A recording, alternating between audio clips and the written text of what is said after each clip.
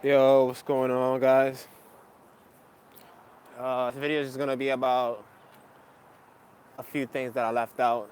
You know what I mean? Just minor things, not really major things. Oh, just major, but I just left them out, or just small details that I left out when telling my story.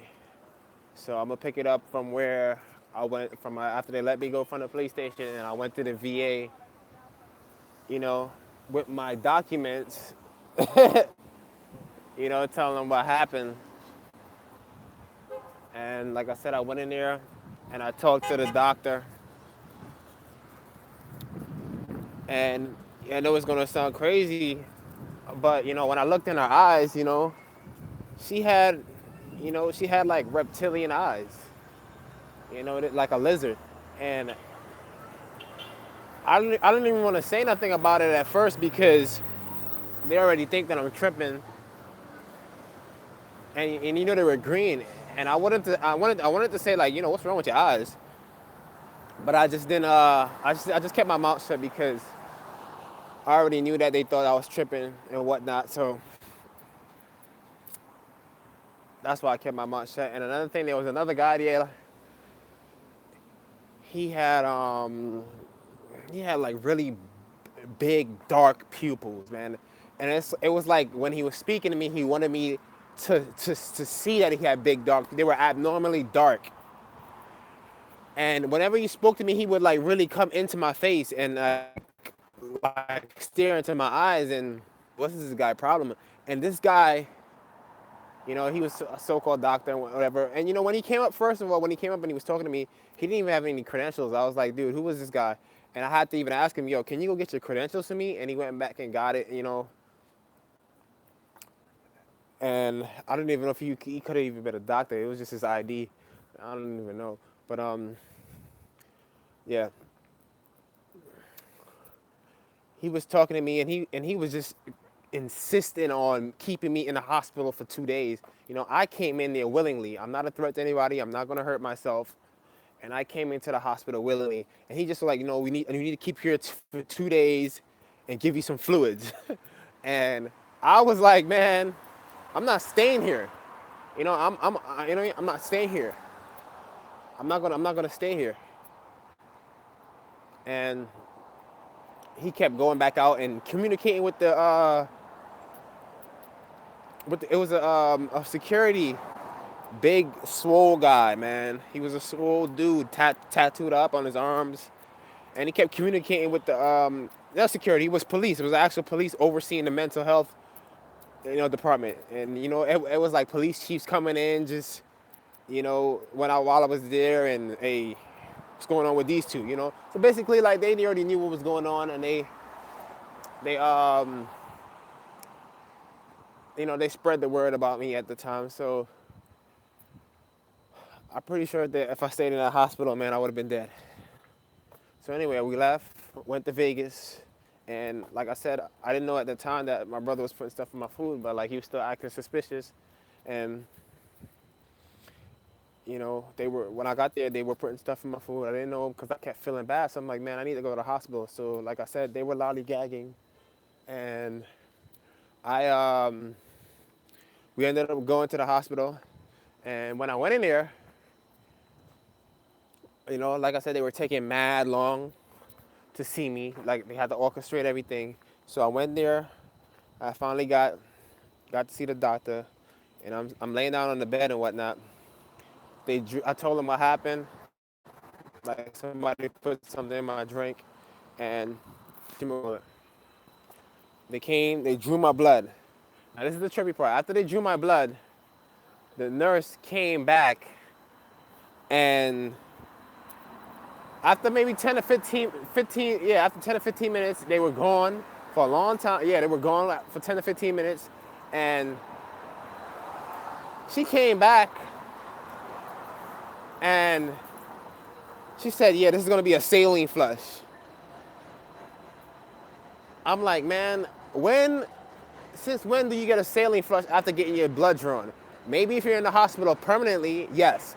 But not when you're just getting your blood drawn and that's it. I've never had that happen to me in my life. So she came back. She said, "Yeah, this is gonna be a saline flush." She gave it to me, and right after that, my heart rate started beating real fast. It started boosting real fast, you know, beating like crazy.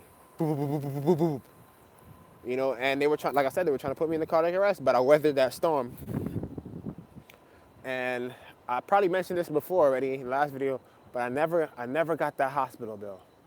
Never did. I was waiting for it. I'm still waiting for it till this day. Never got it. You know. And we left. You know, because they were expecting me to go down there. That would have been it for me if I went down there. And went back to their house. And you know, they were still putting stuff in my food, and it was like, you know what I mean, they couldn't get me, man. God was just looking out for me. You know, I just thank you, God. You know, even though I was living in my, you know, I mean, just not living right. You know, God was still looking out for me. And all of a sudden, my brother and my girl and his girl was like, you know, yeah, we're gonna see my aunt. She's going to see. And she's like, yeah, she's going to see her aunt. I'm going with her. They just upped and left. I'm already suspicious right now. Like, I'm not trusting them. I'm on alert. I'm checking my surroundings, because that's when I figured out they were putting stuff in my food.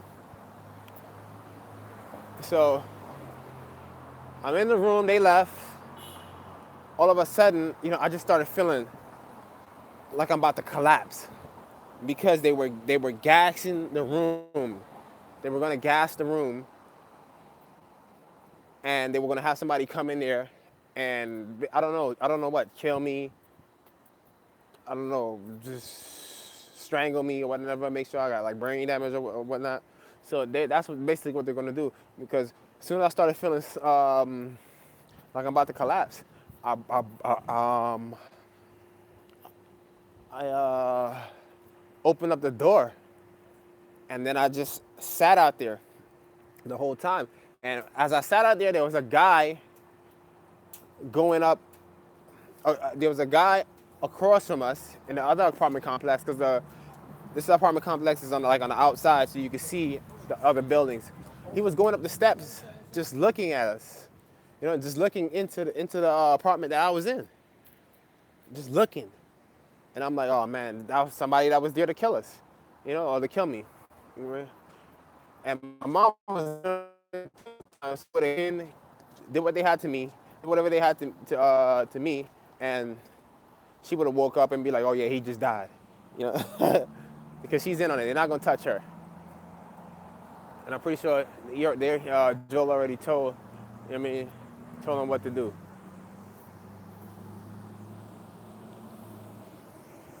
So,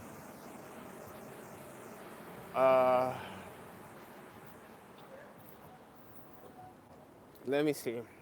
So I'm sitting down there. I have the door open, you know, just to get some air in there. She's telling me to come back inside and lay down. I'm not doing that. And lo and behold, as soon as they come back, you know, they're looking at me like, damn, this fool, you know what I mean? This fool is just still, he's foiling every plan we put at him. You know, we throw at him. That's how they was looking at me. As soon as they come back, the guy comes out. He comes out, doesn't even look my way, and leaves. Never see him again. We were there for a couple days. Never seen him go back up there again. You know, if he actually lived there, you know, I would have seen him again.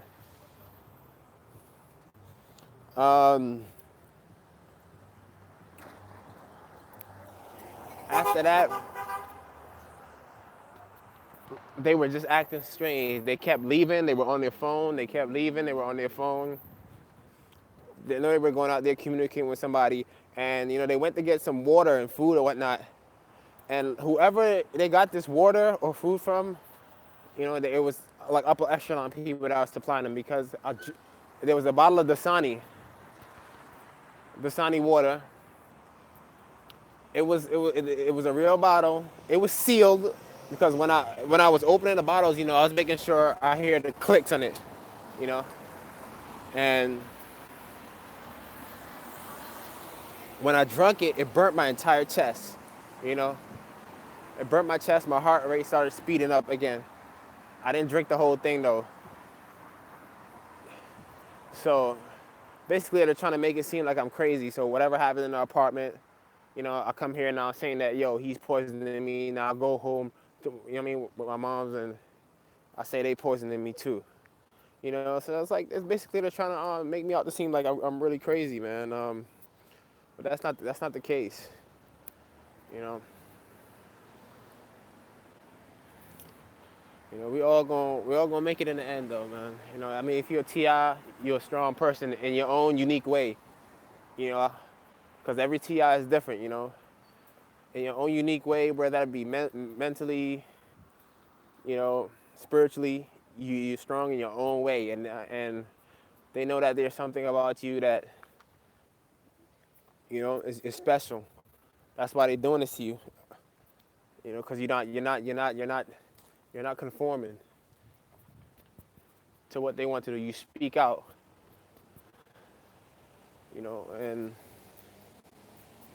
we're gonna make it through this, man. I just would love to see some of the people that's orchestrating this, the people that's gang stalking, these elites. I would love to see them in this program, man. Like I would love to see how they would, how would they fare in this program. The same exact thing. These people won't make it, man. They won't make it. It takes a strong person to go through this. There's no Ti that's weak in my eyes. You're all strong in your own way. Everybody, man. And I just can't wait till that day of judgment comes. I ask God every day to forgive me for my sins. And I'm not perfect, and I've been slipping up. But I'm fairly new into this. I would say a couple years.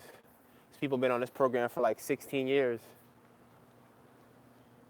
I can't imagine that. In my case, I'm being electronically harassed 24/7. With low frequency weapon, 24/7, man. It's not right. Whatever I did, I did my time. I did my time in jail, but this is gonna keep going. But this is my way of just relieving stress. I'm not gonna sit down here and talk to no therapist or go to no therapy or anything like that, because those people are not there to, they're not really there to help you. They know what's going on. They're gonna play the whole gaslighting. They don't want to hear facts. They don't want to hear truth. They're gonna make it out to seem like you're crazy when you tell them about the direct energy weapons and the low frequency weapons. That they're pointing at your organs and your brain. But every day that they taught you, like I said in my last video, your rewards is building up in the kingdom. Yeah. It's building up in the kingdom, and I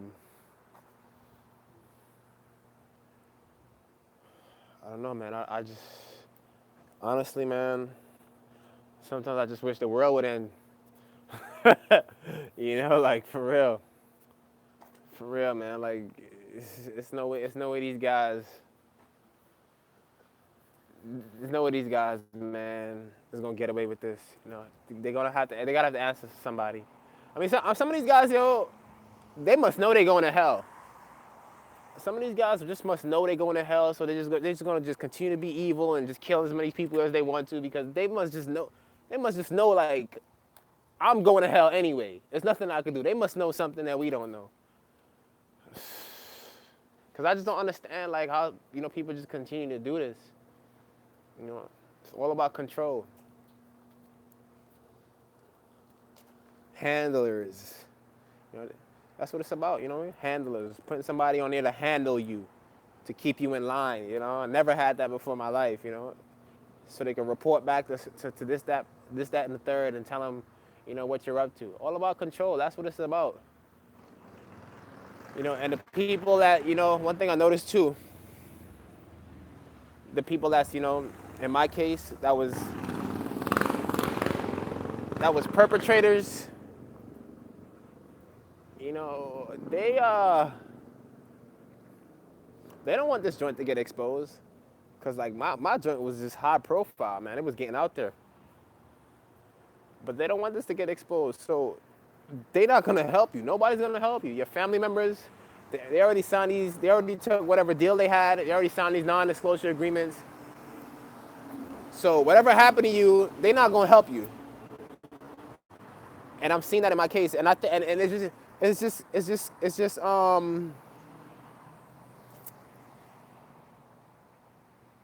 just interesting to me because I see what's going on now. A lot of these police shootings too, it could be honestly sacrifices, family members sacrificing their loved ones. You know, probably not really knowing what they're doing because these people lie to them, or maybe they do, but at the end of the day, you know, everybody's gonna pay for, you know, for what they did. You know, maybe I'm paying for something that I did right now. You know, in my past, you know, I mean, I committed a lot of sins. I know that. Committed a lot of sins, and I never was living right. So maybe this is God's way of just punishing me, or just separating me. But I still thank God through everything. You know, I still thank Him through everything. I'm still in the fight. All right, that's it.